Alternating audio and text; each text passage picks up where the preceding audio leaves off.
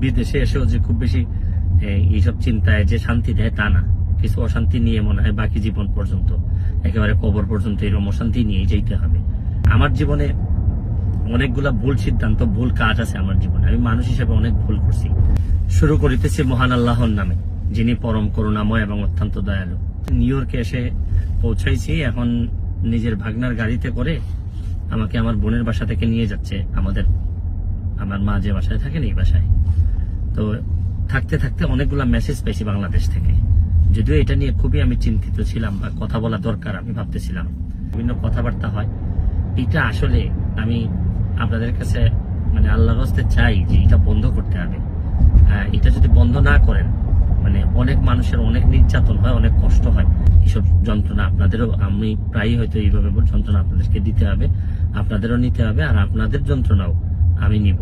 ভালো থাকবেন, সুস্থ থাকবেন। ছাত্রলীগের পক্ষে কথা বলছি, যে ছাত্রলীগের কারণে রক্তক্ষরণ হচ্ছে বলছি, তাদেরকে আরেকটা কথা আমি বলতে চাই। আপনারা এখানে আরো 2 জন মানুষ আছেন যারা এই লাইটের ভিতরে নাই, তারা এই লাইট থেকে বেরোয় গেছেন, অথচ তারাও কিন্তু হারুন সাহেবের চেয়ে কম দায়ী না। আপনারা জানেন যে হারুন সাহেবের সাথে ঝামেলাটা হয়েছে, আজিজ সাহেব হারুন সাহেবের সাথে বাকবিতণ্ডা করতে গেছেন। তখন উনি কি করলেন, উনি মহামান্য রাষ্ট্রপতির সহকারী একান্ত সচিব হয়েও তার মনে হয়েছে যে ছাত্রলীগের কিছু নেতাদেরকে নিয়ে যেতে হবে উনার শক্তি বাড়ানোর জন্য। উনি কিভাবে ছাত্রলীগরে এইভাবে ব্যবহার করতে পারেন? আমার বিশ্বাস এই আজিজুল সাহেবও হয়তো ছাত্রলীগের ব্যাকগ্রাউন্ডের হবেন, নাইলে তো মহামান্য রাষ্ট্রপতির হয়তো এই জায়গায় পর্যন্ত যাওয়ার কথা না। কিন্তু উনার কি একবারও বুক কাঁপলো না যে আমি কিভাবে ছাত্রলীগের এই দুধ বাট পলা ছেলেদেরকে, যারা জীবনে এই মাত্র শুরু করছে, তাদেরকে কিভাবে আমি নিয়ে যাই এই ছাত্রলীগকে কি এইটা ব্যবহার করার জন্য, যে আপনি কোন ধরনের ঝামেলা হইলে ছাত্রলীগকে নিয়ে যাবেন? এখন যারা সফল তারাই যদি ছাত্রলীগকে যদি এইভাবে ব্যবহার করতে চান, তাহলে ছাত্রলীগকে বাঁচানো তো দূরের কথা, প্রতি সপ্তাহে সপ্তাহে রক্তকরণ হবে। আর আমি ছাত্রলীগের ভাইদের উদ্দেশ্যে একটা কথা বলতে চাই। দেখেন, একটা জিনিস খেয়াল করে দেখেন, আজকে সাসপেন্ড করা হয়েছে হচ্ছে গিয়ে আপনার হারুন সাহেবকে সাসপেন্ড করা হয়েছে।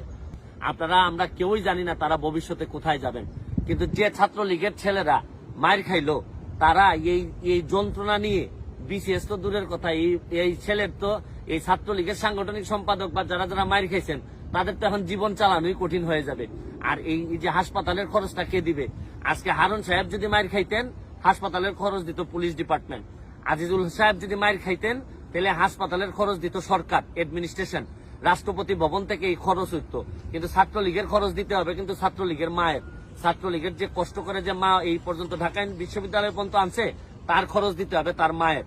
এই জন্য আমি ছাত্রলীগের ভাইদেরকে বলবো যে কোনো কেউ ডাকলেই চলে যায়েন না। কারণ আপনারা দেখছেন তো যে ছাত্রলীগের যতই আপন আপন কথা বলেন, কিন্তু ছাত্রলীগের বেশিরভাগ মানুষ তার ব্যক্তি স্বার্থে যখন ব্যবহার করেন, তখন কলিজাটা ফেটে যায়। আমি ছাত্রলীগকে বলবো যে পড়াশোনা করার সময় কিন্তু পড়াশোনা করা লাগবে।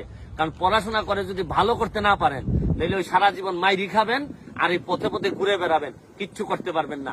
আমি শুধু আমরা হারুন সাহেবের বিচার যা হওয়ার তো যতটুকু হয়েছে, এটার জন্য ধন্যবাদ জানিয়ে, তারা পুলিশ ডিপার্টমেন্টে থেকে যে ধরনের বিব্রতকর অবস্থায় পুলিশকে ফেলছেন, যে ধরনের বিব্রতকর অবস্থায় সরকারকে ফেলছেন, পুরাপুরি একটা ইনকোয়ারি হয়ে সবার সামনে আসা উচিত, এবং ভবিষ্যতে যেন এই ধরনের ঘটনা কেউ ঘটাইতে না পারে, ছাত্রলীগের যেন ব্যবহার করতে না পারে।